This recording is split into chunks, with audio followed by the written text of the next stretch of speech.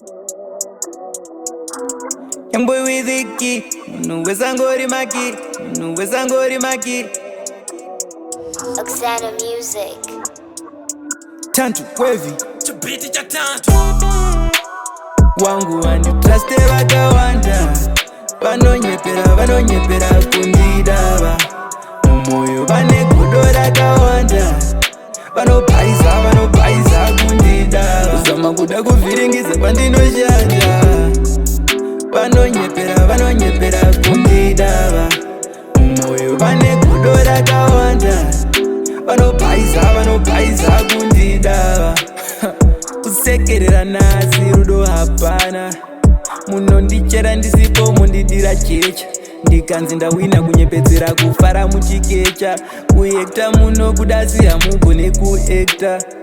munombozama kufeka imimi, kuda kunzi makachena, kuda kunzi muri holi, museko rangu ndakatilita vanhu vakadaro, handitambe navo, hakuna vanhu vakadaro kundifarira, tonditi hama, tonditi bro, asi mukati uchimaka, uchirwadziwa, ndichishanda, uchidabura, saka ini wangu wanditraste vakawanda, vanonyepera kundidava, mumoyo vane godo rakawanda, vanopaiza kundidava, kuzama kuda kuvhiringidza pandinoshanda, vanonyepera kundidava, mumoyo vane godo rakawanda, vanopaiza kundidava. Ndotamba ndega, ndolinga ndega, ini ndakazvarwa ndega, saka ndichatofa ndega, zvevanhu vanongopfeka vachindichera,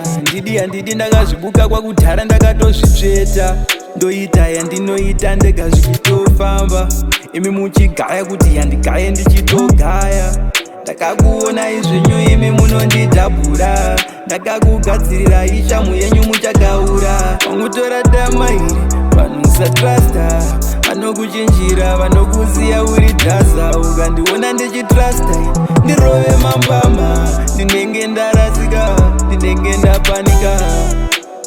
wangu vanditraste vakawanda, vanonyepera kundidava, mumoyo vane godo rakawanda,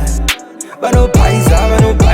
kundidava, kuzama kuda kuvhiringidza pandinoshanda, vanonyepera kundidava, mumoyo vane godo rakawanda, vanopaiza kundidava.